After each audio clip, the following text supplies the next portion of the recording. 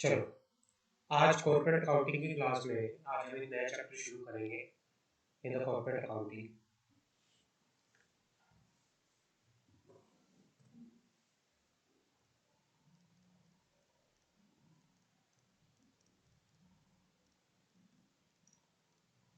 आज जो चैप्टर हम शुरू करेंगे, चैप्टर का नाम है कंसोलिडेशन ऑफ अकाउंट्स।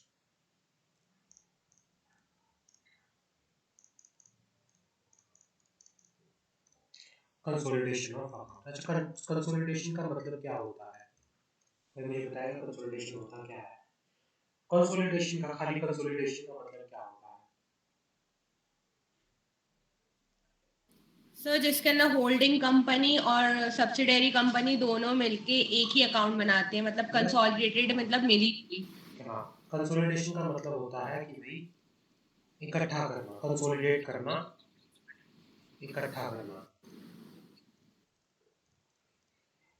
अब कंसोलिडेशन ऑफ अकाउंट्स पढ़ने से पहले आपको कुछ टर्म का पता होना बहुत जरूरी है। जैसे होल्डिंग कंपनी क्या होता है, सब्सिडरी कंपनी क्या होता है,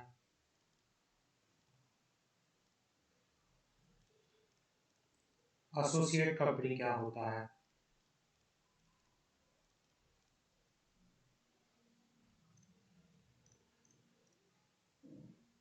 फिर आपका आता है होलियन सब्सिडरी कंपनी क्या होता है।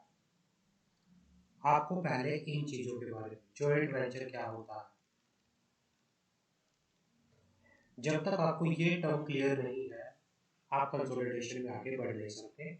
तो सबसे पहले हम ये वाली टर्म्स क्लियर करेंगे अभी, फिर उसके बाद प्रैक्टिकलिटी की तरफ बढ़ेंगे। क्लियर है? थ्योरी पॉइंट ऑफ व्यू से भी, जी sir. Practical point of view से भी, दोनों पॉइंट ऑफ व्यू से चैप्टर इंपॉर्टेंट है। प्रैक्टिकल भी आएगा, थ्योरी भी आ सकता है, बट दोनों पॉइंट ऑफ व्यू से आपका क्या है, इंपॉर्टेंट। समझ आ गया? अब जैसे हम कई बार बोल देते हैं group group companies. Group company का मतलब क्या होता है? एक टर्म हमेशा आती है group companies. Group of companies क्या होता है? जैसे रिलायंस हो गया,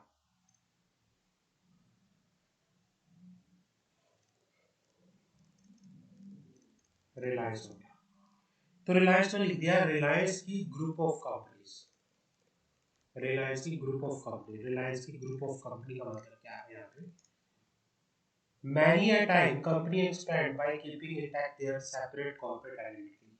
In this situation, a company gain control over the other company. कई बार क्या होता है कि एक मेन कंपनी होती है। मेन कंपनी क्या करती है, काफी अलग अलग तरह की कंपनीज को कंट्रोल करती है। उसके अंडर काफी सारी कंपनीज आती हैं। उसका या तो कंट्रोल होता है या सिग्निफिकेंट इन्फ्लुएंस होता है, कुछ भी होता है। तो इट मीन्स कि भाई जब एक मेन कंपनी होती है, जैसे क्या हुआ, रिलायंस इंडस्ट्री हुई। रिलायंस इंडस्ट्री के नीचे, रिलायंस इंडस्ट्री मेन कंपनी है और इसके नीचे काफ़ी सारी कंपनी, कोई इसकी एसोसिएट कंपनी है, कोई इसकी रिलेटिव किसी भी और तरीके से रिलेटेड है, कोई इसकी सब्सिडरी कंपनी है, कोई बुलियन सब्सिडरी कंपनी है। तो ग्रुप ऑफ कंपनी का मतलब क्या होता है कि जब एक मेन कंपनी यानी होल्डिंग कंपनी कंट्रोल करती है अदर कंपनी को, जैसे सब्सिडरी कंपनी को, this significant control is exercised by one company over the other by. और जो ये जब एक मेन कंपनी क्या करती है, कंट्रोल करती है किसी दूसरी कंपनी को, तो वो जो दूसरी कंपनी होती है वो ग्रुप ऑफ कंपनी होती है। मेन कंपनी की ग्रुप ऑफ कंपनीज को कहते हैं। क्लियर है? समझ आ गई? अब ये किस तरह से सिग्निफिकेंट कंट्रोल जो है एक कंपनी दूसरी कंपनी पे किस तरह से एक्सरसाइज करती है। जो ये कंट्रोल की बात आती है कि भाई एक कंपनी दूसरी कंपनी के ऊपर एक तरह से सिग्निफिकेंट जो ये कंट्रोल होता है किस तरह से एक्सरसाइज करती है, उस बारे में बात करते हैं। अगर मैं बात करूं कंट्रोल की, कंट्रोल की। तो एक कंपनी दूसरी कंपनी के ऊपर किस तरह से कंट्रोल करती है, या तो एक कंपनी दूसरे कंपनी के कुछ नंबर ऑफ शेयर्स को क्या करती है, परचेज करती है, या फिर क्या करती हैं, कंट्रोल करती हैं over the board of directors,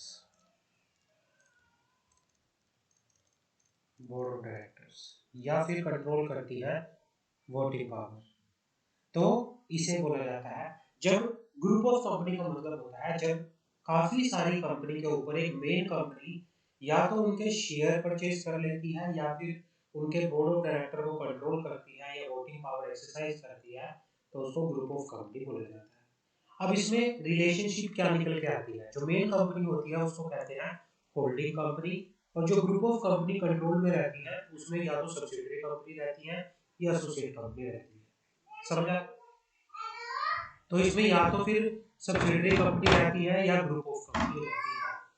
तो सबसे पहले बात करते हैं होल्डिंग कंपनी की, उसमें बात करते हैं होल्डिंग कंपनी। एक मिनट, बस एक मिनट, उसमें बात करते हैं holding.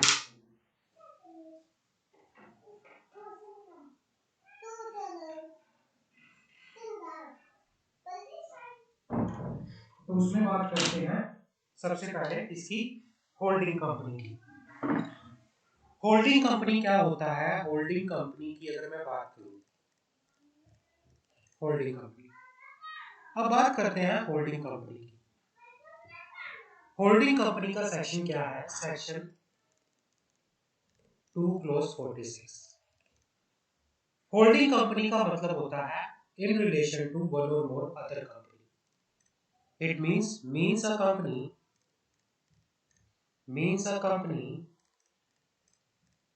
in relation to one or more other company। अच्छा, ये one or more other company का मतलब क्या है, सब्सिडरीज सब्सिडरी कंपनी। ये कहना चाह रहा है कि भाई अगर मैं बात करूं होल्डिंग कंपनी की इन relation to one or more other company means a company, ये वन अदर कंपनी का मतलब है means a company which is subsidiary of the which is subsidiary company, which are subsidiary companies, company कह लो या companies कह लो। तो मतलब ये कहना चाह रहा है कि holding company in relation to other company means a company which is subsidiary company या व्हिच आर सब्सिडियरी कंपनी। तो सब्सिडियरी कंपनी मेन डेफिनेशन जो रहेगी सब्सिडियरी कंपनी की रहेगी। सब्सिडियरी कंपनी की डेफिनेशन समझ आ गई तो होल्डिंग कंपनी। अच्छा, सब्सिडियरी कंपनी की डेफिनेशन सेक्शन 2 क्लोज 87 में बता रखी है, हमने पढ़ रखी है सब्सिडियरी कंपनी की डेफिनेशन। जी सर। Yes sir. हाँ, सब्सिडियरी कंपनी की डेफिनेशन होती है कि भाई जिसमें होल्डिंग कंपनी क्या करती है, वो कंपनी जिसमें होल्डिंग कंपनी कंट्रोल करती है composition of board of director, या फिर एक्सरसाइज करती है या कंट्रोल करती है more than 50% of the total share capital, या फिर वोटिंग राइट। या तो कंट्रोल करती है बोर्ड ऑफ डायरेक्टर्स को, या फिर एक्सरसाइज करती है या कंट्रोल करती है more than half of the total share capital. Either it is own, या तो वो खुद से होल्ड करती है या अपनी किसी दूसरी सब्सिडियरी कंपनी के साथ होल्ड करके उसमें होल्ड करती है। समझ आ गई? क्लियर है?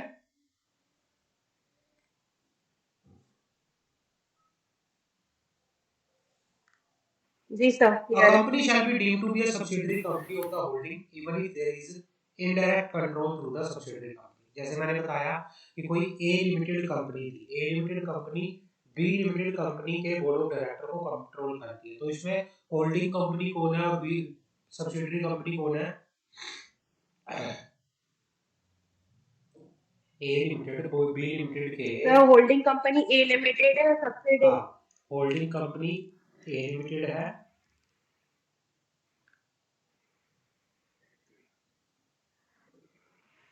दूसरी बी लिमिटेड और B limited subsidiary company. Subsidiary. अब मान लो एक और कंपनी है जो बी की सी लिमिटेड क्या है, सब्सिडरी। तो क्या सब्सिडरी जो सी लिमिटेड है वो ए की सब्सिडरी मानी जाएगी या नहीं मानी जाएगी?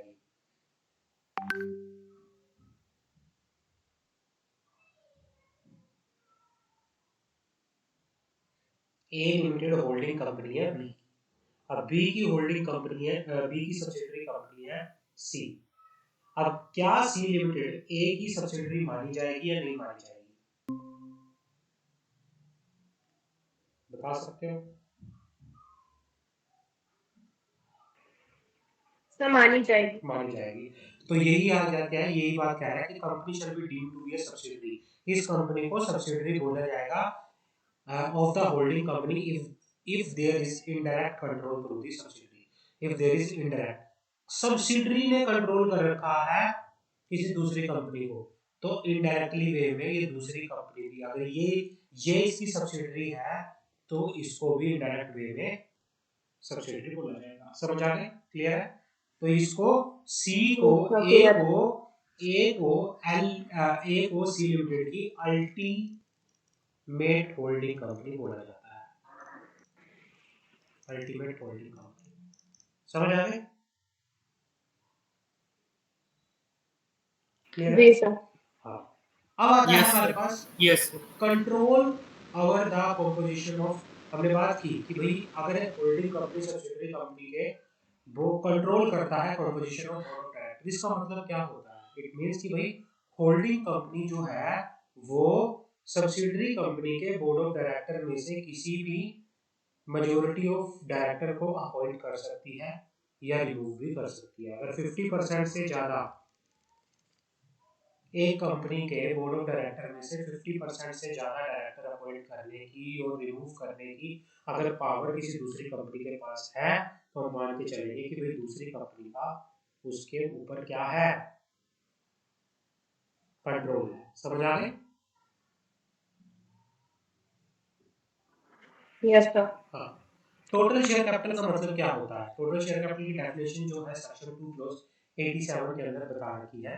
As further clarified by the Rule 2, Sub-Rule 1 Clause R of the Company Specification of Definition Rule 2016।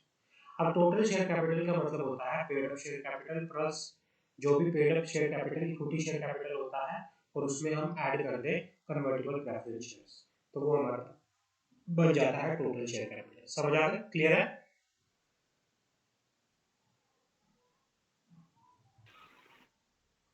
Ji sir. आगे बात करते हैं।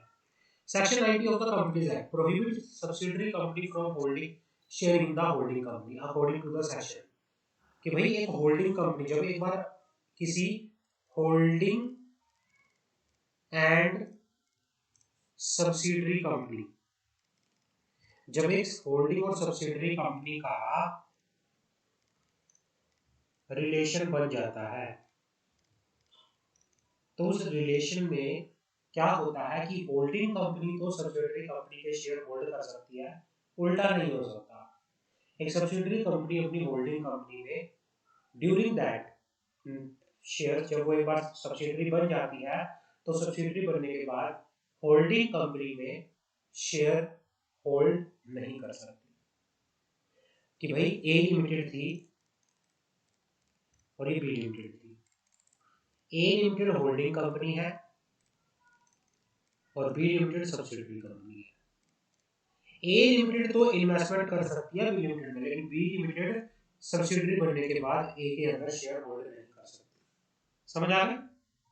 ना ही तो वो शेयर होल्ड कर सकती, ना ही ये कहना चाह रहा है कि according to this section no company shall either by itself through nominee hold any share in its holding company and no holding company shall allow transfer share to any subsidiary company and any such allotment और transfer of share by company to its subsidiary company shall be void. उसको void माना जाएगा।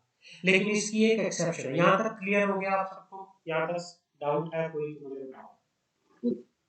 Clear है sir. No doubt sir. अब यहाँ पे आगे आता है एक्सेप्शन। अब बात आती है एक्सेप्शन की। एक्सेप्शन क्या कहता है कि भाई एक सब्सिडियरी कंपनी जो है होल्डिंग कंपनी के शेयर होल्ड कर सकती है। अब वो किन किन सिचुएशन में कर सकती है?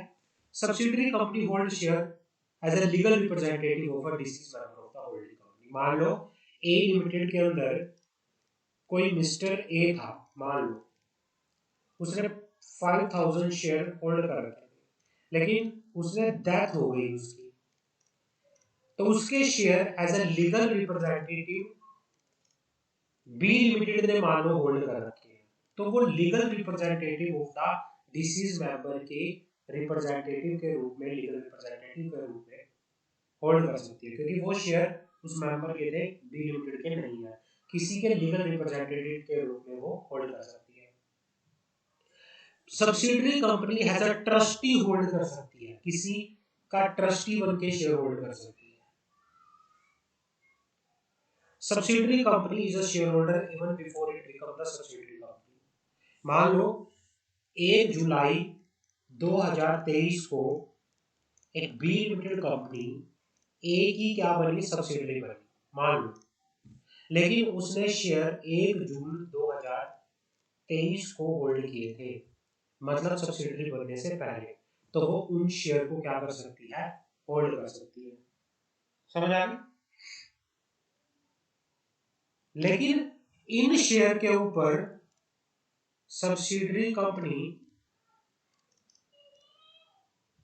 shall not have the voting right, but उसके पास वोटिंग राइट नहीं होगा।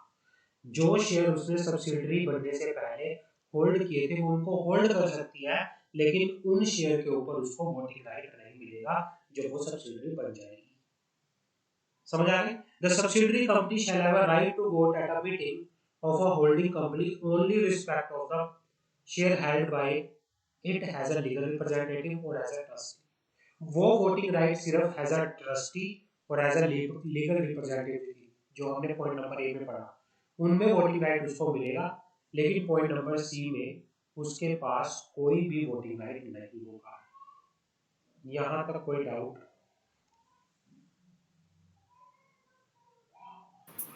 No sir. हाँ, नो जो सर। हाँ, अब बात करें, आगे चले। जी सर। अब एक जहां पर हम ये वर्ड यूज कर रहे हैं company, company include body corporates, company includes body corporate. जहां जहां हम बॉडी कंपनी वर्ड यूज करते हैं वहां पे ऑटोमेटिकली क्या हो जाता है, बॉडी कॉर्पोरेट वर्ड यूज होता है। अब बॉडी कॉर्पोरेट होता क्या है, बॉडी कॉर्पोरेट होता क्या है, बात करते हैं। दिस इज एन इंडियन, यहाँ पर एज पर section 2 clause 87 of the Companies Act, company include body corporate. और बॉडी कॉर्पोरेट में कोई भी क्या आ सकता है, कोई भी कॉर्पोरेशन आ सकता है। मतलब इसमें सिर्फ कंपनी की बात नहीं होती, इसमें कॉर्पोरेशन की भी बात होती है, बॉडी कॉर्पोरेट कोई फॉरेन कंपनी की भी बात होती है। समझ आ गई? Mainly body corporate foreign company को भी बोला जाता है। समझ आ गई मेरी बात? क्लियर है?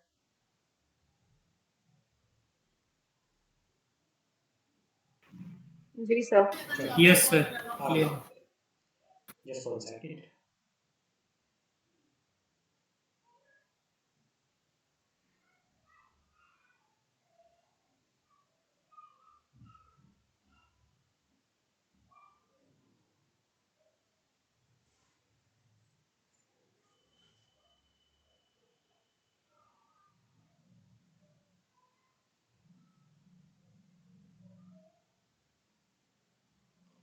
अब बात आती है हमारे पास आगे। अब बॉडी कॉर्पोरेट का मतलब होता क्या है उसको अच्छे से बात करते हैं। दस Indian company which more than 50% share held bye foreign body corporate will be a subsidiary company. Similarly मतलब ये कहना चाह रहा है कि भाई किसी इंडियन कंपनी के अंदर अगर 50% से ज्यादा शेयर होल्ड कर रखे हैं किसी फॉरेन बॉडी कॉर्पोरेट के द्वारा, उसको भी हम सब्सिडियरी कंपनी बोल के यहाँ पर चलेंगे। Similarly Any Indian body corporate can be a holding company even if that body corporate is not registered as a company under the Companies Act. कोई इंडियन बॉडी कॉर्पोरेट को भी होल्डिंग कंपनी माना जाएगा अगर उसने कोई क्या किया कर रखा है, अगर इंडिया में वो एज अ कंपनी रजिस्टर्ड नहीं है तब भी उसको होल्डिंग कंपनी की डेफिनेशन, मतलब ये होल्डिंग सब्सिडरी की डेफिनेशन में बॉडी कॉर्पोरेट भी इंक्लूड होता है। समझ आ गई मेरी बात? चाहे वो इंडियन कंपनीज एक्ट में रजिस्टर्ड है या नहीं है, लेकिन अगर ये रिलेशनशिप बन रही है होल्डिंग की सब्सिडरी की तो उसको कंपनी की तरह यूज किया जाएगा, उसको सब्सिडरी कंपनी होल्डिंग कंपनी बोला जाएगा। तो holding company include subsidiary company include the body corporate. समझ आ गई?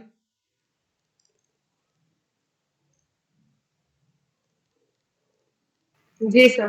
हाँ, अब आता है हमारे आगे एसोसिएट कंपनी क्या होती है। एसोसिएट कंपनी, एसोसिएट कंपनी का मतलब होता है कि भाई अगर किसी एक कंपनी में वो कंपनी जो सब्सिडरी तो नहीं होती, एक कंपनी जो दूसरी कंपनी की सब्सिडरी तो नहीं होती, जैसे हमने पीछे बताया ए लिमिटेड ने बी लिमिटेड के अंदर more than 50% total share capital add कर रखी है, तो ये तो होल्डिंग सब्सिडरी की रिलेशनशिप होती है। समझ आ गई? लेकिन जब एक कंपनी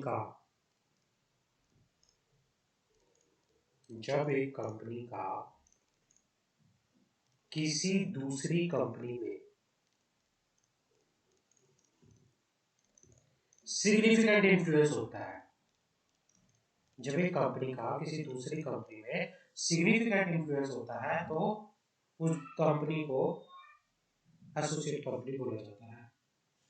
जैसे सिग्निफिकेंट इन्फ्लुएंस का मतलब क्या होता है उसकी बात करते हैं।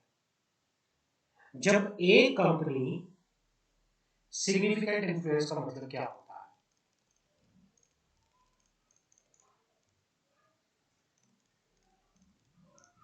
जब एक कंपनी व्हेन अ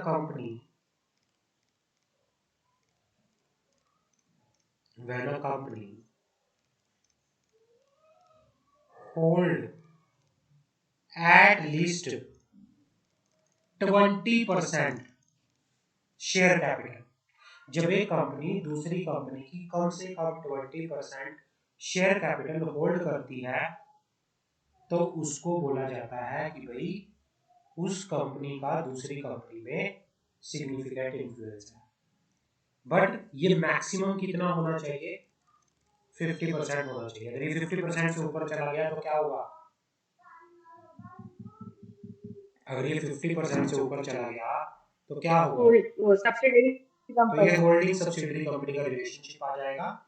अगर एक कंपनी का दूसरी कंपनी में सिग्निफिकेंट इन्फ्लुएंस है, मतलब मिनिमम 20% और maximum 50% of total share capital एक कंपनी दूसरी कंपनी में होल्ड करती है तो यहाँ पर एसोसिएट कंपनी का रिलेशनशिप बन के यहाँ पर चलता है। समझ आ गया? क्लियर है? मान लो एक एग्जांपल मैं देता हूँ आपको। ए लिमिटेड ने बी लिमिटेड में 35% of the total share capital hold कर रखा है। इट मींस कि भाई जो बी लिमिटेड है वो ए लिमिटेड की क्या है? Associate company. Associate company. Clear है? समझ आ गई? Yes sir. हाँ। अब आता है wholly owned subsidiary company. wholly owned subsidiary company का मतलब होता है कि जब एक कंपनी 100% या तो शेयर या वोटिंग राइट किसी दूसरी कंपनी में होल्ड करती है तो उसको wholly owned subsidiary बोला जाता है। जब एक कंपनी दूसरी कंपनी की टोटल 100% शेयर होल्ड करती है, तो जैसे ए लिमिटेड है उसने बी लिमिटेड में 100% शेयर होल्ड कर रखे हैं तो बी लिमिटेड ए की क्या है? wholly owned subsidiary company. Clear है? पार्शली ओन्ड कि भाई जिसने एक कंपनी के मोर देन 50% शेयर होल्ड कर रखे हैं तो वो क्या है, पार्शली ओन्ड। 100% है तो फुली ओन्ड, 100% से कम है लेकिन 50% से ज्यादा है तो वो पार्शली ओन्ड। क्लियर है? Yes sir. चलो आगे बढ़ो। अब आता है माइनॉरिटी शेयर होल्डर क्या होते हैं। माइनॉरिटी का मतलब होता है स्मॉल शेयर होल्डर, छोटे माइनॉरिटी, कि भाई अब इसमें बात करते हैं minority share holder. Small share holder, यहाँ पे दो टर्म आएंगी। स्मॉल शेयर होल्डर क्या होते हैं, माइनॉरिटी शेयर होल्डर क्या होते हैं, आगे बढ़ते हैं। Share holder who is holding share of nominal value of ₹20,000। एक शेयर होल्डर जब एक कंपनी में 20,000 की वैल्यू के शेयर होल्ड करता है या such other sum has been prescribed, तो उसको स्मॉल शेयर होल्डर कहते हैं। माइनॉरिटी शेयर होल्डर क्या होता है कि भाई equity share of a firm who does not have any voting control of a firm. भाई इक्विटी शेयर होल्डर किसी कंपनी के इक्विटी शेयर होल्डर जिनके पास वोटिंग कंट्रोल नहीं है बाय वर्च्यू ऑफ हिज, और जिसकी परसेंटेज ऑफ शेयर होल्डिंग 50% से कम है, जिसकी परसेंटेज ऑफ शेयर होल्डिंग 50% से कम है और जिनके पास सिग्निफिकेंट वोटिंग राइट नहीं है, तो वो माइनॉरिटी शेयर होल्डर हो यहाँ पर चलते हैं। Small share holder, minority share holder, clear है? आगे बढ़े।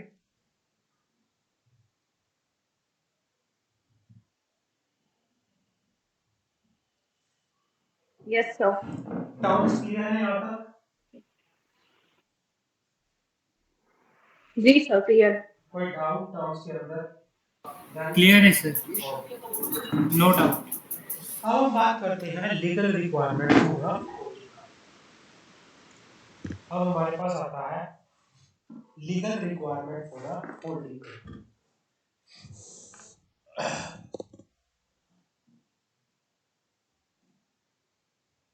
लीगल रिक्वायरमेंट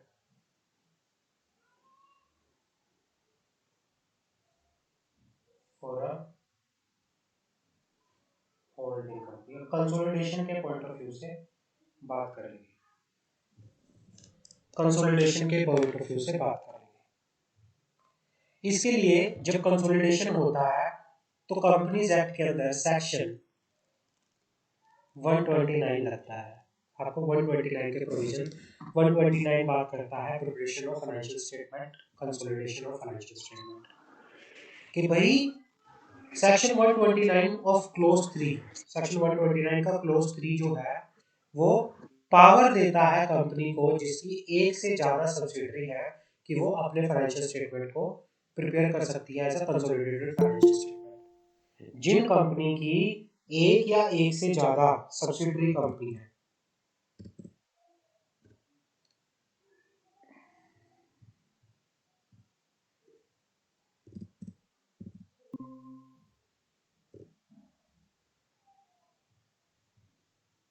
हाँ ये कहना चाह रहा है कि भाई सेक्शन 129 कहता है,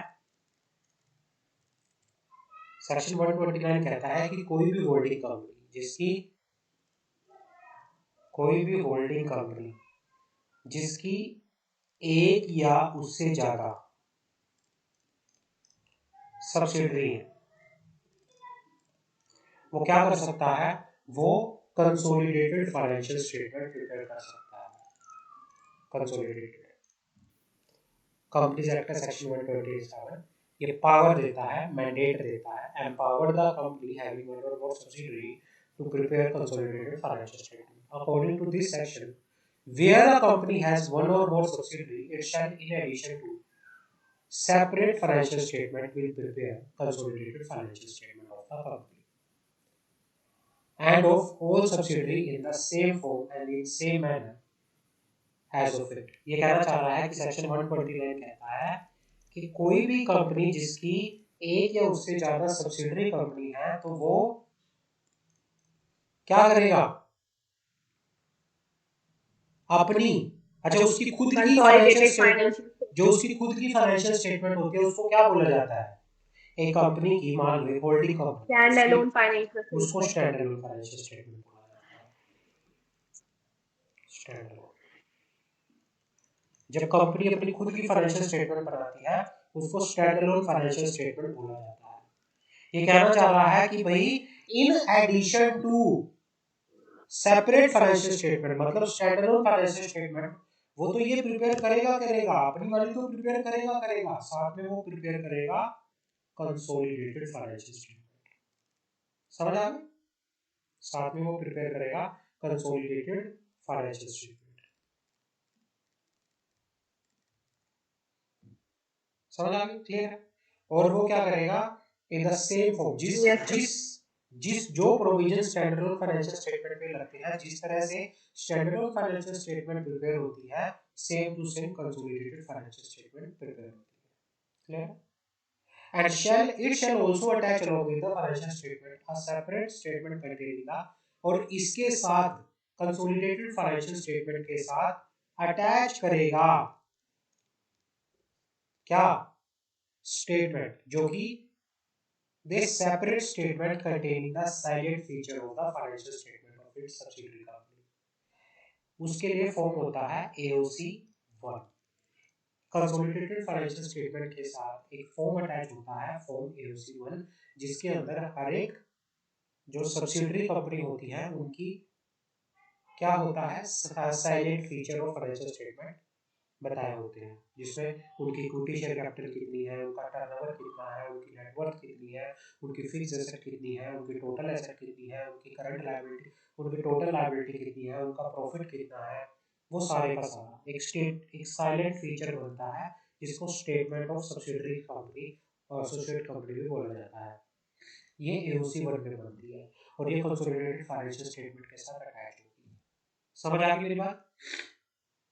क्लियर है कि भाई सेक्शन 129 कहता है कि जो भी कंपनी एक या एक से ज्यादा सब्सिडरी कंपनी है, वो अपनी स्टैंडर्ड फाइनेंशियल स्टेटमेंट के साथ साथ in addition to the standard financial statement will prepare the consolidated financial statement, shall prepare the consolidated standard financial statement in the same form in the same manner as applicable on the standard financial statement. जो जितने भी provisions standard financial statement पे applicable होते हैं, same to same provision consolidated financial statement में भी applicable हो गया पर चलो। और साथ ही साथ इन फाइनेंशियल स्टेटमेंट के साथ वो अटैच करेगा क्या, एक statement of the silent feature of the financial statement of the subsidiary company, वो भी अटैच करेगा। समझ आ गया? क्लियर है? और subsidiary company section 129 subsidiary company include associate company और जॉइंट वेंचर। जो ये बात आती है financial feature of the financial statement of subsidiary company और सब्सिडरी, जो ये सब्सिडरी कंपनी की डेफिनेशन है, इसमें ऑटोमेटिकली इंक्लूड हो जाता है एसोसिएट कंपनी भी और जॉइंट वेंचर भी। क्लियर है? समझ आ गई?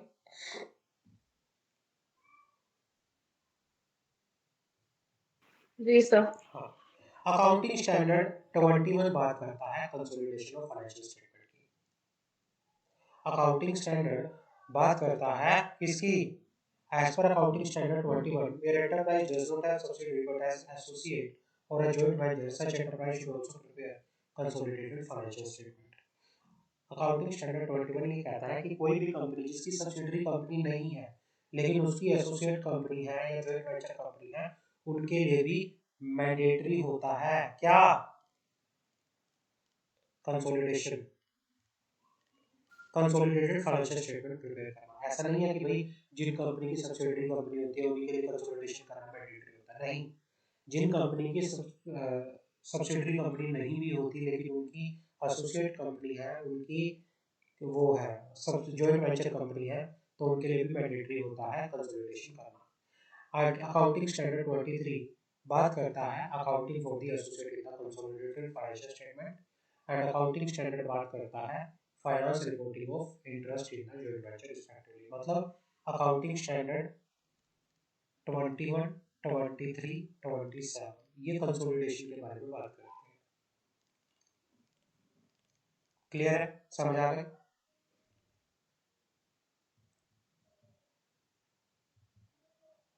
Yes sir. हाँ, अब सबसे पहले बात करते हैं कि भाई जब कंसोलिडेशन एक कंपनी को करना है, बड़े ध्यान से सुनना।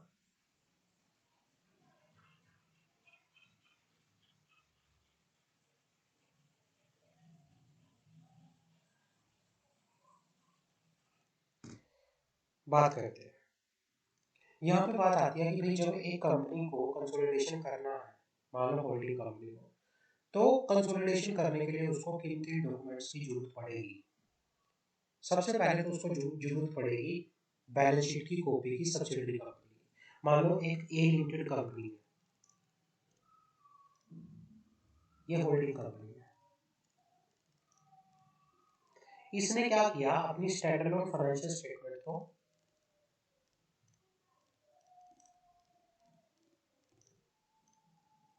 इसने ये तो बना ली, ये तो इसने इजीली बना ली, ये क्योंकि इसकी खुद की थी, लेकिन अब ये कंसोलिडेशन बनाना चाहता है।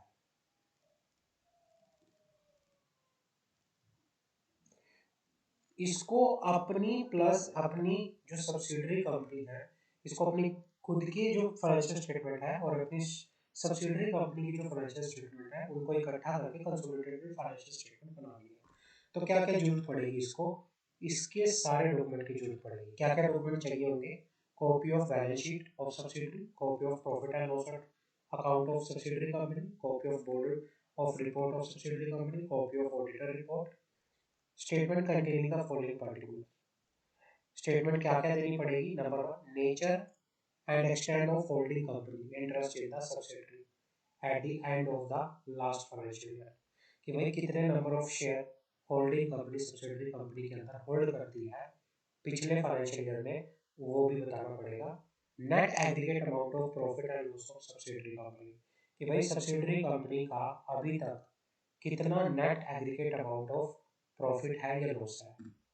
So far as it concern the member of the holding company and is not deal with the holding company's account, और जो अभी तक होल्डिंग कंपनी के अकाउंट के साथ जिसका कोई अकाउंटिंग ट्रीटमेंट नहीं हुआ। मतलब आप मोटा मोटी ये बात कर लो कि हम सबसे पहले जो interest of holding company subsidiary company ये भी बताएंगे, और दूसरा भाई कितना प्रॉफिट एंड लॉस है उसका एग्रीगेट अमाउंट भी सब्सिडरी कंपनी का बताएंगे, वो भी जाएगा।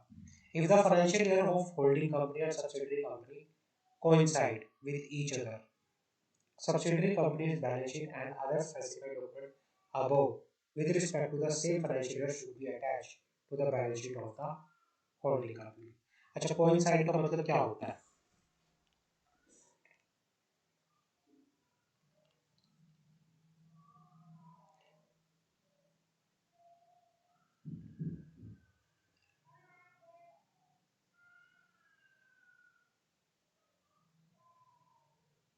बताओ। coincide का मतलब होता है कि भाई सिमिलैरिटी। मान लो ए लिमिटेड हमारे पास होल्डिंग कंपनी, मेरी आवाज आप लोगों को आ रही है?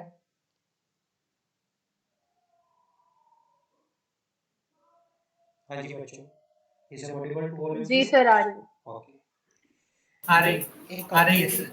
ए लिमिटेड जो है होल्डिंग कंपनी है, होल्डिंग कंपनी, इसका फाइनेंशियल ईयर है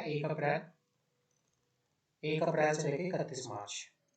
और एक सब्सिडरी कंपनी है बी लिमिटेड, इसका जो ये सब्सिडरी है इसका फाइनेंशियल ईयर है 1 अप्रैल से लेके 31 मार्च तक का। अब मान लो इनका दोनों का कोइंसाइड है, सिमिलर है, तो कोई दिक्कत वाली बात नहीं है। सिमिलर ईयर के बैलेंस शीट और सिमिलर ईयर के प्रॉफिट एंड लॉस अकाउंट जो भी है वो आप साथ के साथ अटैच करके दे दोगे। If the financial year of the holding company subsidiary company coincide with each other, subsidiary company balance sheet and other documents specified above with respect to the same financial year should be attached to the balance sheet of holding company. मतलब ये कहना चाह रहा है कि subsidiary company की balance sheet या जो भी जो डॉक्यूमेंट है वो अटैच होने चाहिए किसके साथ, सब होल्डिंग कंपनी की बैलेंस शीट के साथ, कोई दिक्कत वाली बात नहीं है। लेकिन जहां पर फाइनेंशियल ईयर सेम नहीं है, कोइंसाइड नहीं है, तब क्या होगा? मान लो ए लिमिटेड का फाइनेंशियल ईयर स्टार्ट होता है 1 अप्रैल से लेके 31 मार्च, लेकिन बी लिमिटेड जो सब्सिडरी कंपनी है उसका फाइनेंशियल ईयर स्टार्ट होता है 1 जनवरी से लेके 31 दिसंबर। यहाँ पे फाइनेंशियल ईयर मैच नहीं कर रहे, तब क्या होगा? उस सिचुएशन में आपको क्या करना पड़ेगा? अच्छा, यहाँ तक क्लियर है सबको? यहाँ तक कोई डाउट कि भाई कंसोलिडेशन जब करना है, कंसोलिडेशन करते टाइम होल्डिंग कंपनी को किन किन डॉक्यूमेंट्स की जरूरत पड़ेगी? यहाँ तक कोई डाउट हो तो मुझे बताओ। क्लियर है सर। ठीक है। If the financial year of the subsidiary company does not coincide with the financial year of the holding company, subsidiary company का financial year match नहीं करता holding company के financial year से, a statement showing the following should be attached. अब उसके साथ क्या attachment होगा? पहला, whether and to what extent there has been a change in the holding company interest in the subsidiary company since the closure of the financial year of subsidiary company. एक तो statement ये देनी पड़ेगी कि भाई जब सब्सिडरी कंपनी का financial year and हो रहा है वहां तक के क्लोजर तक का कितना असर होल्डिंग कंपनी के इंटरेस्ट पर पड़ा है, whether and to what extent, क्या होल्डिंग कंपनी के इंटरेस्ट का कोई चेंज हुआ और कितना हुआ, ये बताना आपको पड़ेगा। कब तक बताना पड़ेगा? Since close of the financial year of the subsidiary company. जब सब्सिडरी कंपनी का फाइनेंशियल ईयर क्लोज हुआ, मतलब 31 दिसंबर 2022 को मान लो सब्सिडरी कंपनी का फाइनेंशियल ईयर क्लोज होता है और 31 मार्च 2023 को होल्डिंग कंपनी का, तो ये 31 मार्च 2022 से लेके 31 मार्च 2022 से लेके 31 मार्च 2023 तक क्या एक होल्डिंग कंपनी के इंटरेस्ट का, होल्डिंग कंपनी की शेयर होल्डिंग का सब्सिडरी कंपनी में कोई चेंज हुआ या नहीं हुआ, अगर हुआ है तो कितना हुआ है, ये स्टेटमेंट आपको देनी पड़ेगी। समझ आ गई मेरी बात?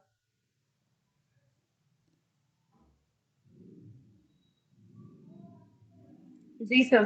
और क्या क्या स्टेटमेंट देनी पड़ेगी? Detail of any material changes which have occurred between the end of the financial year of the subsidiary company. कोई मटेरियल चेंज हुआ है। अब मटेरियल चेंज क्या होते हैं भाई? Between the end of the financial year of the subsidiary company and end of the financial year of holding company. मान लो 31 दिसंबर को सब्सिडरी कंपनी का फाइनेंशियल ईयर एंड होता है और 31 मार्च को होल्डिंग कंपनी का फाइनेंशियल ईयर एंड होता है। इस बीच में अगर कोई मटेरियल चेंज हुआ है, अगर मटेरियल चेंज हुआ है, कौन से मटेरियल चेंज? क्या सब्सिडरी कंपनी की फिक्स एसेट में कोई चेंज हुआ, इन्वेस्टमेंट में कोई चेंज हुआ, भाई कंपनी ने कोई मनी लैंड की है, कंपनी ने कोई मनी बोरो की है, या किसी for any reason the board of director of holding companies is unable to obtain information on profit, तो ये भी बता के आप चलेंगे। तो ये जो चेंजेस हुए हैं, जो ये मटेरियल चेंजेस हुए हैं, इनके बारे में सारा बताना पड़ेगा। तो ये डॉक्यूमेंट कंसोलिडेशन करने से पहले ये सारी इंफॉर्मेशन होल्डिंग कंपनी के पास होनी चाहिए, तभी वो कंसोलिडेशन पॉसिबल है, अदरवाइज कंसोलिडेशन पॉसिबल नहीं हो पाएगा। क्लियर है?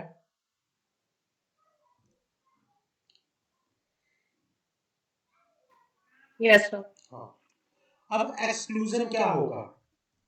एक्सक्लूजन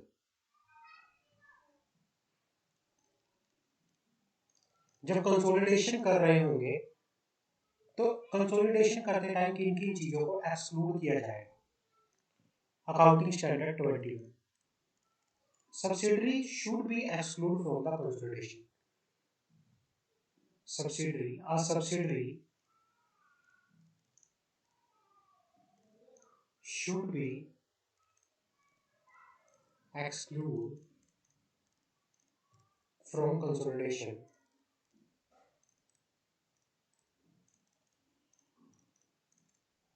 when भाई कंसोलिडेशन कब नहीं होगा किसी सब्सिडियरी कंपनी का? कंसोलिडेशन कब नहीं होगा? जब कंट्रोल जो है टेम्परेरी, कुछ टाइम के लिए टेम्परेरी कंट्रोल है, परमानेंट कंट्रोल नहीं है। Control is intend to be temporary because the subsidiary is acquired and held exclusive with view to its subsequently dispose in the near future.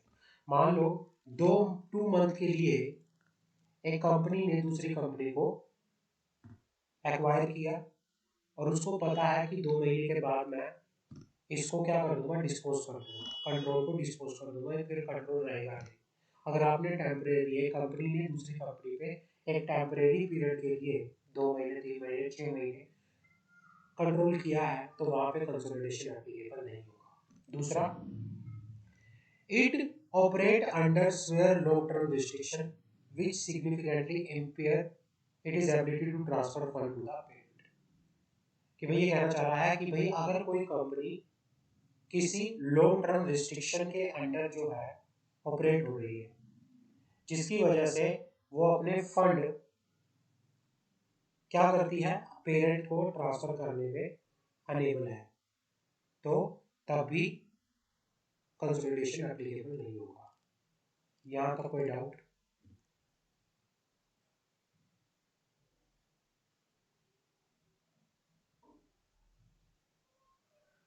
यहाँ तक कोई तो लॉन्ग टर्म रिस्ट्रिक्शन में क्या मतलब, बी वाला पॉइंट एक बार और बता दें। It operate under severe long term restriction. मान लो कोई रिस्ट्रिक्शन लगाई रखी है, आरओसी की कोई रिस्ट्रिक्शन लगी, मान लो लॉन्ग टर्म रिस्ट्रिक्शन। भाई एक कंपनी थी होल्डिंग कंपनी, एक थी सब्सिडरी कंपनी। होल्डिंग कंपनी ने इसको सिर्फ मान लो टैक्स इवेजन के पर्पज से बना रखा था, टैक्स चोरी करने के पर्पज से बना रखा था। अथॉरिटीज को पता चल गया और अथॉरिटी ने इस सब्सिडरी कंपनी पे रिस्ट्रिक्शन लगा दी कि भाई आप कोई भी पैसा इसमें ट्रांसफर नहीं करोगे। कोई लॉन्ग टर्म रिस्ट्रिक्शन किसी अथॉरिटी ने, गवर्नमेंट ने लगा रखी है, तब भी यहाँ पे कंसोलिडेशन एप्लीकेबल नहीं होगा। समझ आ गई? क्लियर है? Yes sir, clear. आगे बढ़े। अब आता जी है सर। हमारे आगे consolidation of financial statement.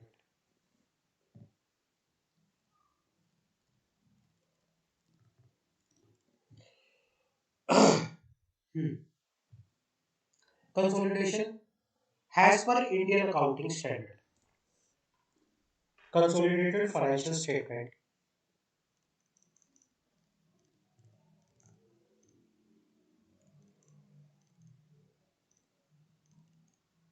as per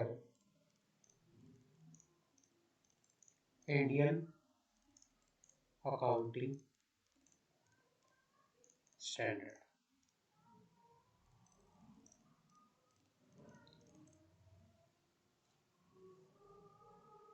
purpose क्या होता है कंसोलिडेशन करने का? To reflect the financial position of पूरे ग्रुप की। मान लो रिलायंस है, रिलायंस की मेन कंपनी रिलायंस इंडस्ट्री है, तो रिलायंस इंडस्ट्री का एक अपना अलग से separate accounting statement, financial statement बनती है, जिसको स्टैंडर्ड फाइनेंशियल स्टेटमेंट बोला जाता है, और एक पूरे ग्रुप का बनता है, जिससे ये पता चल सके कि पूरे रिलायंस ग्रुप की फाइनेंशियल पोजीशन क्या है। तो एक पूरे ग्रुप की फाइनेंशियल पोजीशन को रिफ्लेक्ट करने के लिए कंसोलिडेशन करना जरूरी होता है। अब कौन कौन से इंडियन अकाउंटिंग स्टैंडर्ड हैं जो एप्लीकेबल होते हैं कंसोलिडेशन के केस में? इसमें अकाउंटिंग स्टैंडर्ड 110 जो की बात करता है कंसोलिडेशन ऑफ अकाउंट्स की, अकाउंटिंग स्टैंडर्ड 111 जो बात करता है जॉइंट मैनेजमेंट की, अकाउंटिंग स्टैंडर्ड 28 जो बात करता है investment in associate and joint venture, accounting standard Indian accounting standard 27 जो बात करता है सेपरेट फाइनेंशियल स्टेटमेंट, जो कि स्टैंडर्ड ऑफ फाइनेंशियल स्टेटमेंट भी है, और इंडियन अकाउंटिंग स्टैंडर्ड 112 जो बात करता है disclosure of interest in other entities. तो कंसोलिडेशन की अगर मैं बात करूं तो इसमें अगर जब कंसोलिडेशन की बात होते हैं तो ये इंडियन अकाउंटिंग स्टैंडर्ड आते हैं। क्लियर है? हमने ऊपर जो बात की थी, जब मैं आपको बोल रहा था कि भाई ये अकाउंटिंग स्टैंडर्ड 21, 23, 27 वो अकाउंटिंग स्टैंडर्ड है, ये इंडियन अकाउंटिंग स्टैंडर्ड है। जब हमने चैप्टर नंबर पढ़ा था अपना अकाउंटिंग स्टैंडर्ड वाला, तब हमें पता चला था कि हमने अकाउंटिंग स्टैंडर्ड अलग से पढ़े थे, इंडियन अकाउंटिंग स्टैंडर्ड अलग से पढ़े थे। क्लियर है? जी सर। हाँ। अब रिक्वायरमेंट क्या रहे, क्यों रहती है रिक्वायरमेंट कंसोलिडेटेड फाइनेंशियल स्टेटमेंट की? सीएफएस भी बोलते हैं इसको, इसको कैश फ्लो स्टेटमेंट मत समझ लेना, यहाँ पर consolidation of consolidated financial statement है। अब क्या होता है, कब जरूरत पड़ती है कंसोलिडेशन की? If company hold a share in investing company having 20% of voting right, having significant influence over the company, अगर एक कंपनी दूसरी कंपनी की एसोसिएट कंपनी है तब क्या होगा, कंसोलिडेशन की जरूरत पड़ेगी। जब एक कंपनी दूसरी कंपनी की जॉइंट वेंचर है, जॉइंट कंट्रोल है, जॉइंट वेंचर है, एसोसिएट कंपनी के केस में, एसोसिएट कंपनी के केस में, जॉइंट वेंचर कंपनी के केस में, और तीसरा सब्सिडियरी कंपनी के केस में। जहां पर ये तीन चीजें आ जाए वहां पर कंसोलिडेशन की रिक्वायरमेंट पड़ती है। जिस एक कंपनी की कोई एसोसिएट कंपनी है उसको कंसोलिडेशन करना जरूरी होता है। अगर जॉइंट वेंचर कंपनी है तब कंसोलिडेशन करना जरूरी होता है। अगर सब्सिडियरी कंपनी है तो कंसोलिडेशन करना जरूरी होता है। क्लियर है, समझ आ गई मेरी बात? Yes sir. हाँ, अब बात आती है इम्पोर्टेंट पॉइंट्स जो कोई आपको ध्यान में रखना है। Important point, important point to be consider for consolidated financial statement. कुछ पॉइंट होते हैं जो आपको ध्यान में रखने हैं जब आप कंसोलिडेशन करोगे। इन चीजों को बड़ा ध्यान से समझना क्योंकि प्रैक्टिकल में आपका यही काम आएगा। प्रैक्टिकल आप तभी सॉल्व कर पाएंगे जब ये थ्योरेटिकल कांसेप्ट आपके क्लियर होंगे। समझ आ गई मेरी बात?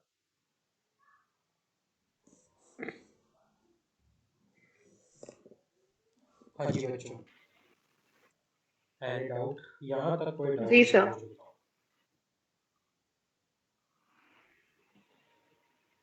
यहाँ तक किसी का कोई no doubt? Sir, no doubt.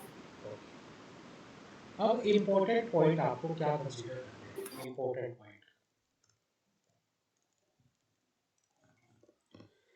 consolidated financial statement is required to be prepared as per in accounting standard, Indian accounting standard 28 under equity method। Equity method होता है एक,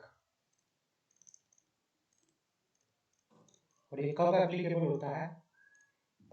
अकाउंटिंग स्टैंडर्ड, जो इंडियन अकाउंटिंग स्टैंडर्ड है 28, वो कहता है कि भाई आप जो कंसोलिडेशन है, जो आप सीएफएस प्रिपेयर करोगे, जो आप कंसोलिडेटेड फाइनेंशियल स्टेटमेंट प्रिपेयर करोगे, तो आप किसके द्वारा करोगे? आप करोगे इक्विटी मेथड के द्वारा। जब एक company, when a company has significant influence, अच्छा सिग्निफिकेंट इन्फ्लुएंस किस केस में होता है?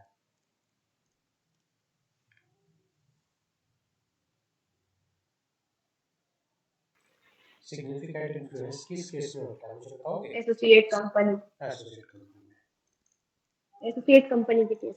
एसोसिएट कंपनी, अगर एक कंपनी दूसरी कंपनी की एसोसिएट कंपनी है या फिर जॉइंट वेंचर है,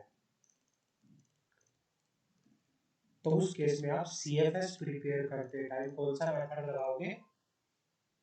कौन सा मेथड लगाओगे?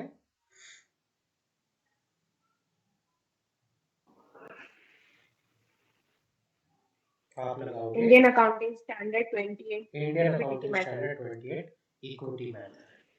और इक्विटी मेथड क्या कहता है? ये थ्योरेटिकल पॉइंट ऑफ व्यू से इंपॉर्टेंट है, बड़ा ध्यान से सुनना।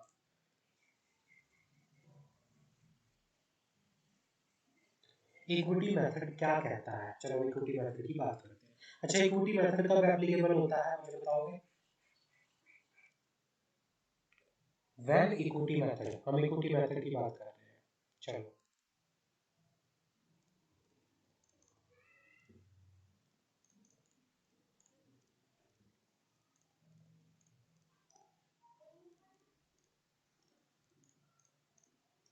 व्हेन इक्विटी मेथड एप्लीकेबल, किस सिचुएशन में इक्विटी मेथड एप्लीकेबल होता है मुझे बताओगे?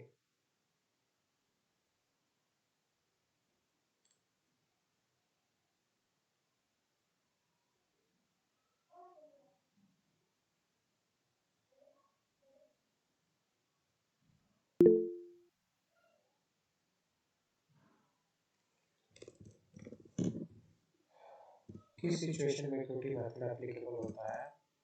Can you tell me guys?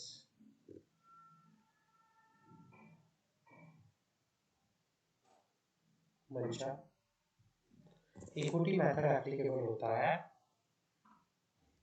Associate company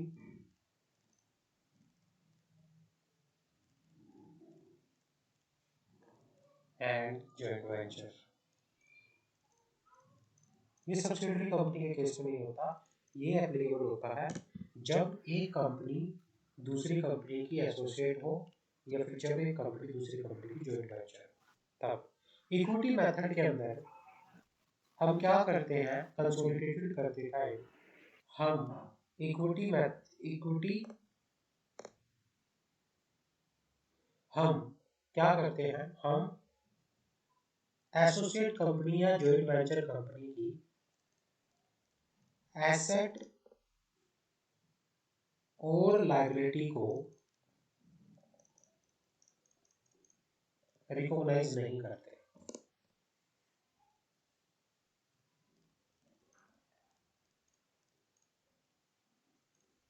मतलब हमें एसेट और लायबिलिटी पर ध्यान नहीं देना होता इक्विटी मेथड में। हम किस पे ध्यान देते हैं? हम ध्यान देते हैं जो हमारा मेन कंसिडरेशन रहता है, जो हमारा मेन फोकस रहता है,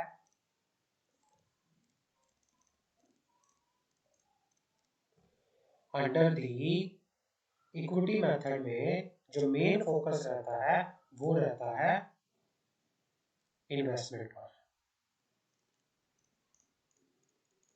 इक्विटी मेथड में मेन फोकस किस पे रहता है? इन्वेस्टमेंट पर। समझ आ गई? हम क्या रिकॉग्नाइज करते हैं इसमें? हमें निकालना होता है investment account is recognise at cost plus share of investor in the post acquisition profit. In the post acquisition profit in the investing। कि भाई एक एसोसिएट कंपनी में जब एसोसिएट कंपनी के शेयर अक्वायर किए गए, शेयर अक्वायर करने के बाद जब वो एसोसिएट कंपनी बनी, बनने के बाद जो भी प्रॉफिट होगा उस प्रॉफिट के अंदर कंपनी का जो मेन कंपनी है उसका कितना कॉस्ट प्लस शेयर रहेगा, उस प्रॉफिट में कितना शेयर रहेगा वो हमें देखना है। क्लियर है? कंसोलिडेटेड करते टाइम हम इक्विटी मेथड यूज करते हैं। समझ आ गया? क्लियर है? और ये इक्विटी मेथड यूज होता है एसोसिएट कंपनी के टाइम पे और जॉइंट वेंचर कंपनी के टाइम पे। आपसे पूछ सकता है what is equity method, when it is applicable and what point need to be considered under the equity method. आपको पता होना चाहिए। क्लियर है? जी सर।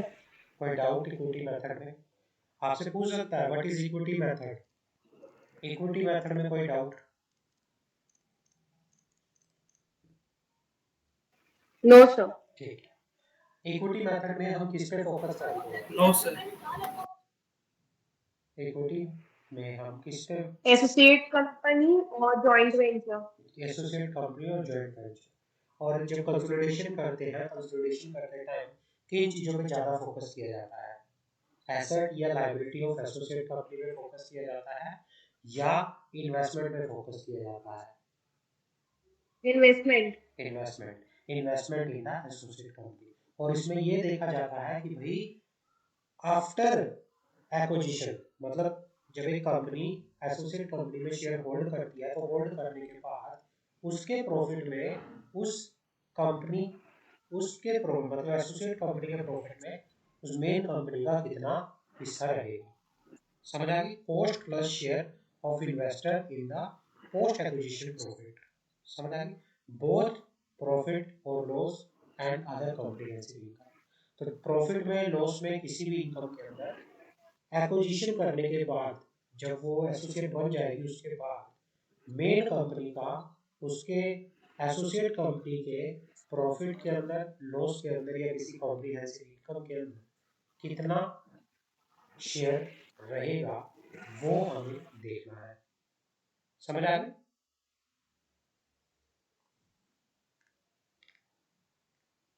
आगे बढ़े। जी सर।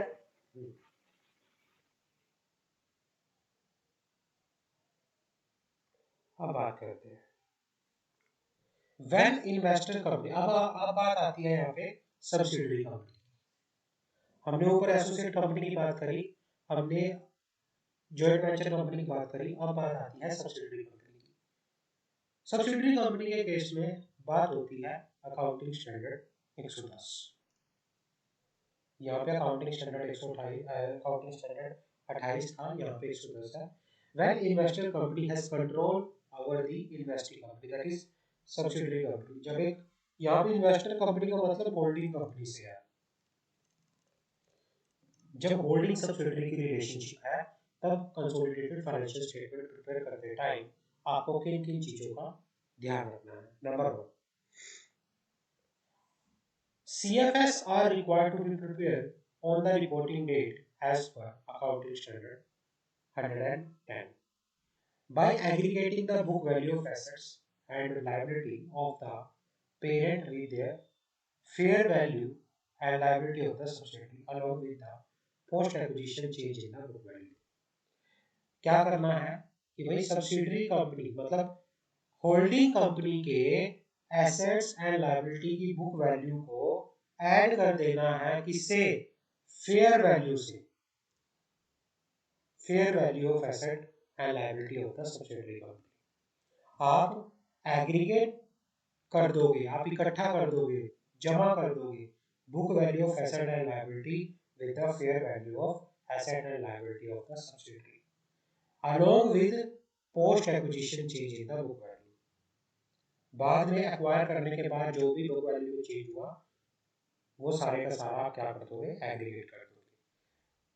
मतलब आप क्या करोगे, जब भी कंसोलिडेशन करोगे तो सबसे पहले आप पेरेंट कंपनी की एसेट एंड लायबिलिटी की बुक वैल्यू को जमा कर दोगे, ऐड कर दोगे, एग्रीगेट कर दोगे किससे? Fair value of asset and liability of subsidiary. समझ आ गई? क्लियर है?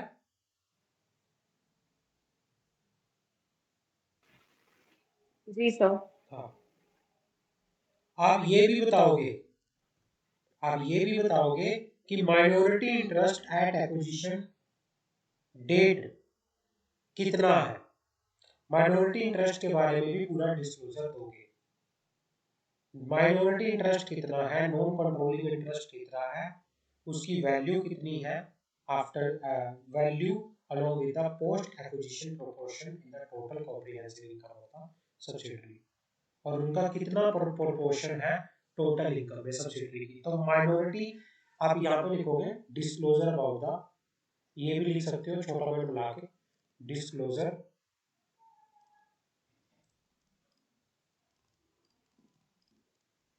disclosure about minority, disclosure about minority interest। Clear है? समझ आ गई? पहले तो आप दोनों कंपनी की एसेट एंड लायबिलिटी की वैल्यू को ऐड कर दोगे। आप माइनॉरिटी इंटरेस्ट आप ये देखोगे कि भाई मान लो माइनॉरिटी का मतलब क्या होता है, एक बी लिमिटेड कंपनी है, बी लिमिटेड कंपनी के अंदर आप होल्डिंग कंपनी हो। माइनॉरिटी हमने पढ़ा कि आपसे अलग जितने भी शेयर होल्डर हैं वो सारे माइनॉरिटी में है। जिनकी शेयर होल्डिंग 50% से कम है वो सारे माइनॉरिटी में आ जाते हैं। आपसे अलग बाकी जो शेयर होल्डर है वो माइनॉरिटी में आएंगे और उनका शेयर होल्डिंग कितना है पोस्ट एक्विजिशन, उनका जो प्रोपोर्शन है टोटल इनकम के अंदर वो कितना है वो भी आप बताओ। समझ आ गई?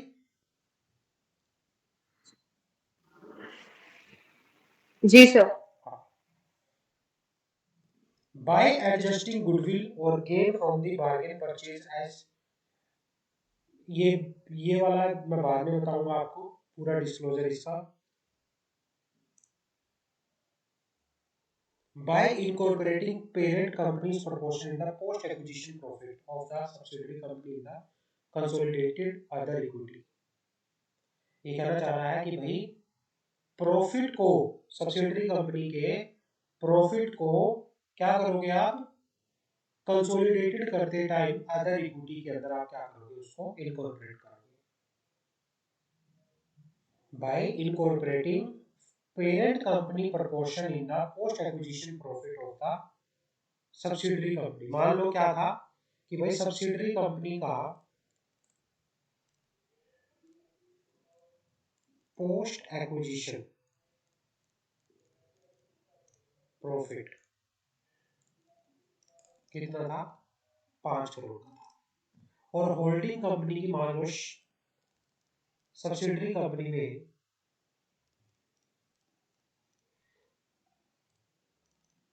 शेयर होल्डिंग जो थी वो मान लो 60% थी, तो कितना शेयर बन जाएगा होल्डिंग कंपनी का, सब्सिडरी कंपनी के प्रॉफिट में कितना शेयर बन जाएगा, 5 करोड़ मल्टीप्लाई बाय 60%, तो ये बनेगा 5 करोड़ का 60% कितना बनेगा, 3 crore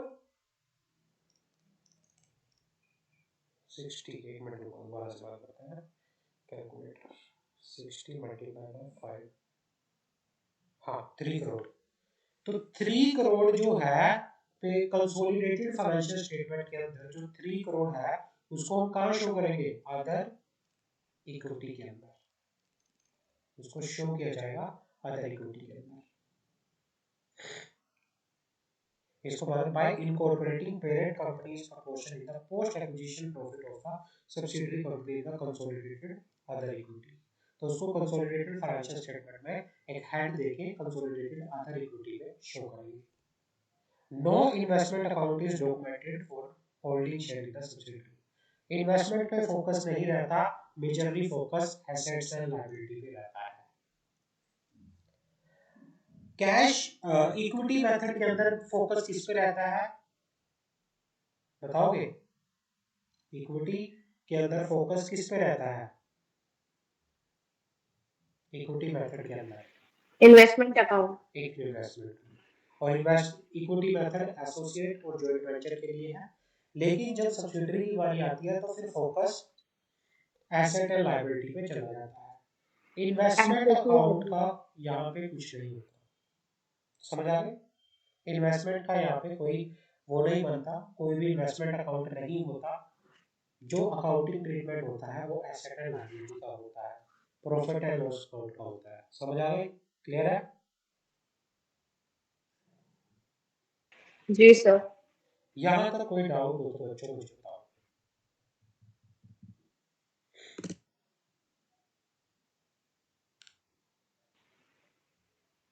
no doubt sir.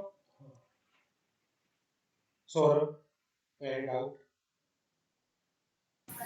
No doubt, sir. No doubt. चलो आगे बढ़ते हैं, ये काट दो, ये यहाँ पे नहीं है, इम्पोर्टेंट नहीं है, आगे बात करते हैं। एडवांटेज क्या है कंसोलिडेशन ऑफ अकाउंट के, what are the advantages of consolidation of accounts. सबसे पहले फैसिलिटेट इजी कॉम्प्रिहेंशन।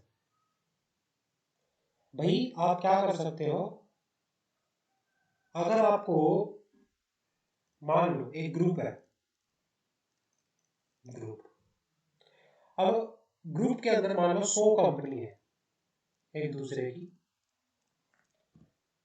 अगर आपको पूरे ग्रुप की फाइनेंशियल पोजीशन को चेक करना है, अगर कंसोलिडेशन ना होता तो आपको हर एक कंपनी को अलग अलग चेक करना पड़ता है, जिससे क्या होता है कि आपका एनर्जी टाइम सब लगता है।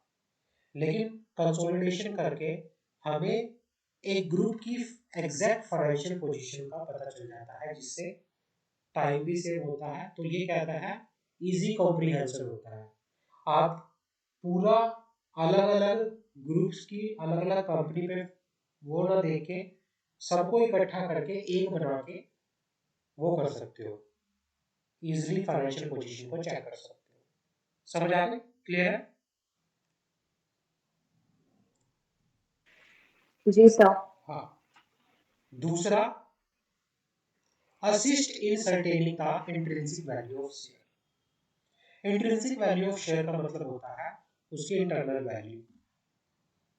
हमें एक इंट्रिंसिक वैल्यू ऑफ शेयर का पता चल जाता है कि भाई एक ग्रुप के कंपनी के शेयर्स की इंट्रिंसिक वैल्यू क्या है। Proper assessment of return on investment. Only consolidated financial statement can provide proper information on the total shareholder holding company in the revenue profit of the subsidiary। कि भाई कहना चाह रहा है कि भाई इससे हमें ये पता चलता है कि एक सब्सिडरी कंपनी के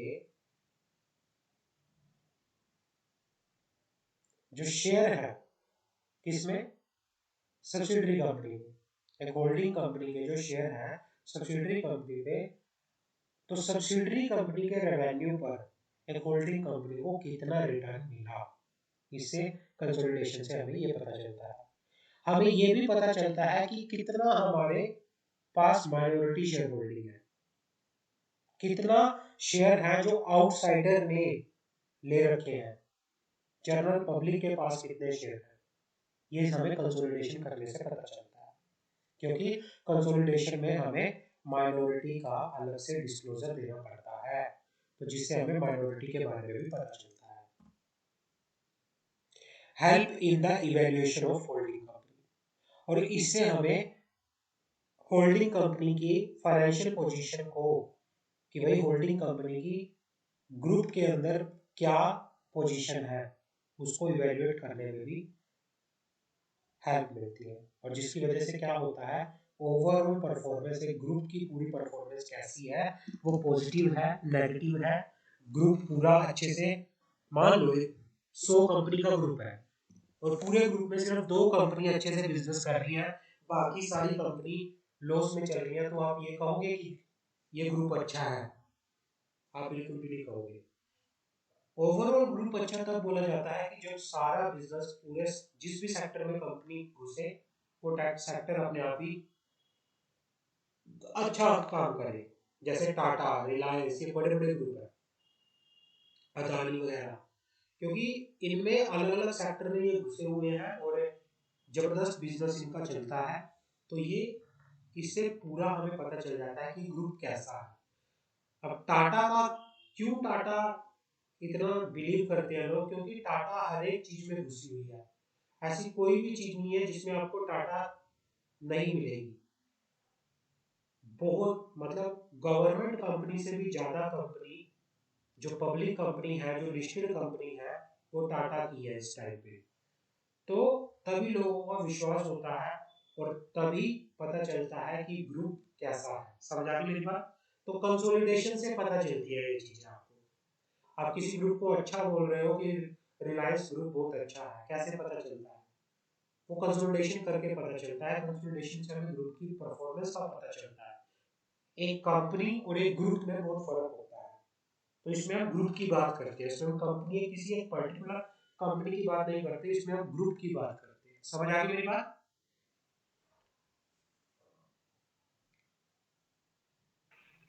जी सर। हाँ। अब बात करते हैं the following are the limitation. इसकी कुछ लिमिटेशंस भी होती है। भाई कंसोलिडेशन ऐसे नहीं होता, कंसोलिडेशन करने के लिए आपको काफी सारी इंफॉर्मेशन चाहिए होती है। सारी भाई कई बार ये पॉसिबल भी नहीं होता कि भाई एक, मान लो एक कंपनी की 100 सब्सिडरी कंपनी मान लो, अब उसके पास हर एक सब्सिडरी कंपनी की सारी हर एक तरह की इंफॉर्मेशन हो, ये हो नहीं सकता, क्योंकि काफी सारी इंफॉर्मेशन होती है। कंसोलिडेशन करने के लिए बहुत सारी इंफॉर्मेशन की जरूरत पड़ती है। ऑल द सब्सिडरी कंपनी में carry no same types of business. हर एक सब्सिडरी कंपनी का हो सकता है अलग अलग तरह का बिजनेस हो, अलग अलग तरह की एक्टिविटी हो, उनको कंबाइन करना ही अपने आप में एक कंफ्यूजन का काम है। समझ आ गई मेरी बात? तो ये लिमिटेशन है, ये कंसोलिडेशन की लिमिटेशन है। कंसोलिडेशन करते टाइम आपको काफी सारी इंफॉर्मेशन, अलग अलग तरह की इंफॉर्मेशन लेनी पड़ती है। पहले पहले आपको अलग अलग तरह की इंफॉर्मेशन को कलेक्ट करना पड़ता है, उसके बाद वो इंफॉर्मेशन डालनी पड़ती है आपको। समझ आ गई? जी सर। हाँ। irrelevant concealment of fact, the data got from the subsidiary company may not be relevant in the combined form. Further, to arrive a common figure, some of the fact may be suppressed. In such a situation, consolidation statement may not reflect a true and fair view. कई बार क्या होता है, subsidiary company से हम कोई information लेते हैं consolidation करने के पर्पज से, वो कई चीजें हमें छुपा भी देती है, एग्जैक्ट बताती भी नहीं है, तो जिस वजह से जो कंसोलिडेशन के अंदर जो ट्रू एंड फेयर वैल्यू है, वो हमें जो ट्रू एंड फेयर चीजें हैं वो हमें पता नहीं चलती। समझ आ गई? क्लियर है? यहाँ का कोई डाउट तो मुझे बताओ। क्लियर है सर। ओके, कंसोलिडेशन का प्रोसीजर क्या होता है वो बात करते हैं। ये सारा ऊपर के हमने पढ़ा हुआ है चीजें, तो इसको एक बार ऊपर से पढ़ लेना। मेनली कहाँ से है, यहाँ से इम्पोर्टेंट है, ये इम्पोर्टेंट है। क्या क्या चीजें कंसोलिडेशन करते टाइम आप लोगों को ध्यान में रखनी है। कंसोलिडेशन करते टाइम किन किन चीजों का ध्यान रखना है। In order that the consolidated financial statement present financial information about the group that of a single enterprise, the following steps are to be taken. सबसे पहले आपको क्या करना है, क्या प्रोसीजर क्या रहता है, क्या क्या चीजें आपको ध्यान में रखनी है, वो बात करते हैं। The carrying amount of investment of the parent company investment, मतलब एक होल्डिंग कंपनी की इन्वेस्टमेंट हर एक सब्सिडरी कंपनी में कितनी है वो आपको सबसे पहले पता होनी चाहिए। And the parent is portion of equity of each subsidiary are eliminated in case cost of acquisition exceed or less than the acquirer's interest, goodwill or capital reserve is calculated retrospectively. ये कहना चाह रहा है कि भाई कहीं हमें सबसे पहले क्या देखना है, सबसे पहले हमें देखना है कि भाई एक पेरेंट कंपनी की इन्वेस्टमेंट जो है, अमाउंट कितना है इन्वेस्टमेंट का। मान लो एक पेरेंट कंपनी की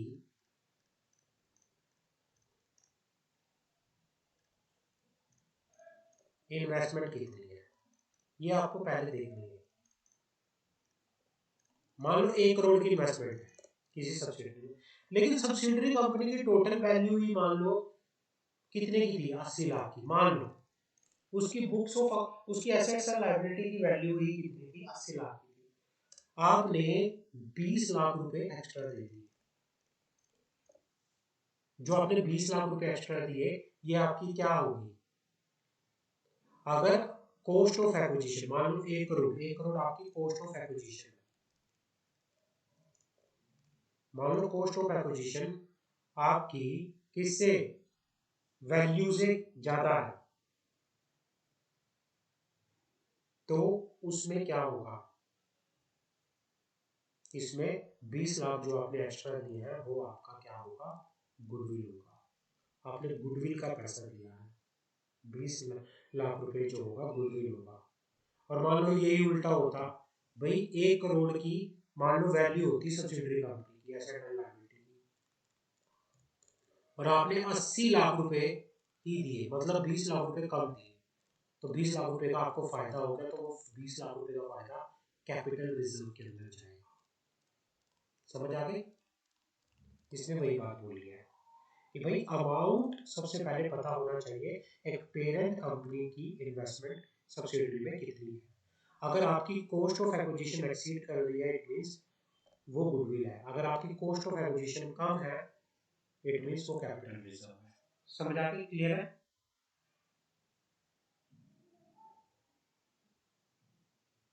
जी सर। दूसरा आप ये देखोगे इंटर ग्रुप ट्रांजैक्शन, एक होल्डिंग कंपनी का सब्सिडरी कंपनी से, एक कंपनी का अपनी एसोसिएट कंपनी से आपस में उनकी इंटर ग्रुप ट्रांजैक्शन की डिटेल, सेल, एक्सपेंस, डिविडेंड, इन चीजों को including sale, expenses and dividend are eliminated in full. ये कहना चाह रहा है कि भाई इंटर ग्रुप ट्रांजैक्शंस को आप कंसोलिडेशन करते टाइम एलिमिनेट कर दोगे, इसको कंसीडर ही नहीं करोगे। क्लियर है?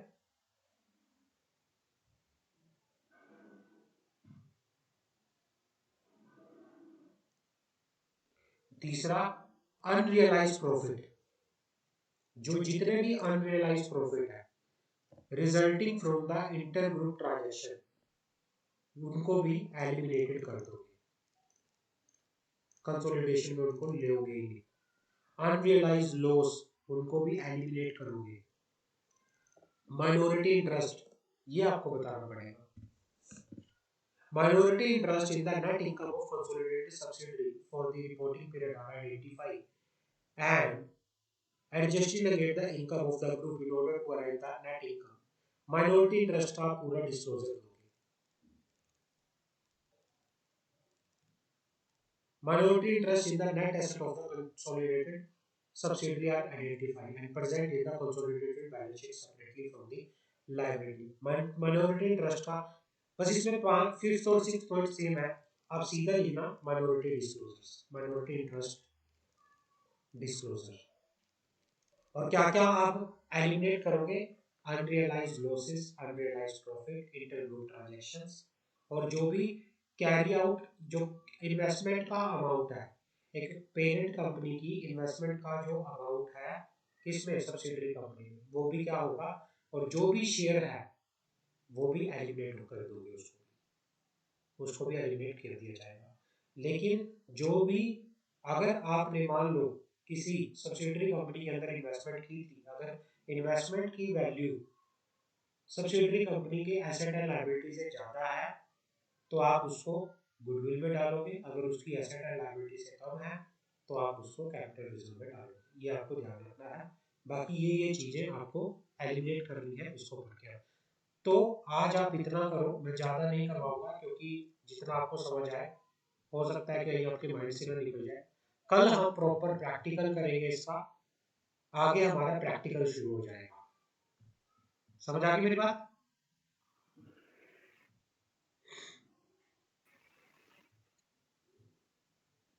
कल की क्लास जी सर। नेक्स्ट क्लास में हमारा प्रैक्टिकल शुरू हो जाएगा, तो प्रैक्टिकल इसका करेंगे हम, और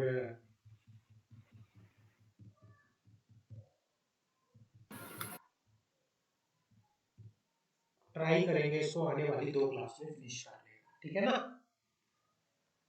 चैप्टर को। Yes sir. बट इसकी थ्योरी एक बार पढ़ लो अच्छे से, जो भी थ्योरी है। अच्छा, कोई डाउट हो तो मुझे पूछ सकते हो अभी।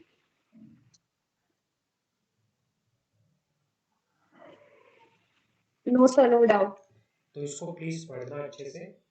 तो इसको मैं आगे नेक्स्ट क्लास में इसका पूरा अच्छे से करवाऊंगा आपको। क्या प्रैक्टिकल, प्रैक्टिकल करेंगे हम इसका अच्छे से, और वो रिकॉर्डिंग फिनिश कर लो। तो जैसे ही आपकी रिकॉर्डिंग फिनिश होगी जी सर। आप मुझे बता देना, फिर हम प्रॉपर्ली आपको आगे करवाऊंगा, ठीक है ना? Okay sir. ठीक है। तो कल कल हम चार्ज वाला चैप्टर कंप्लीट कर देंगे अपना, कल चार्ज वाला चैप्टर कंप्लीट हो जाएगा।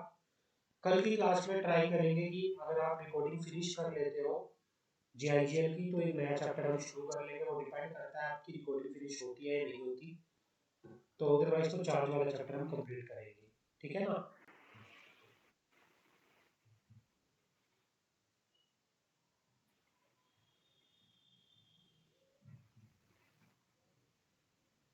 Okay sir. चलो।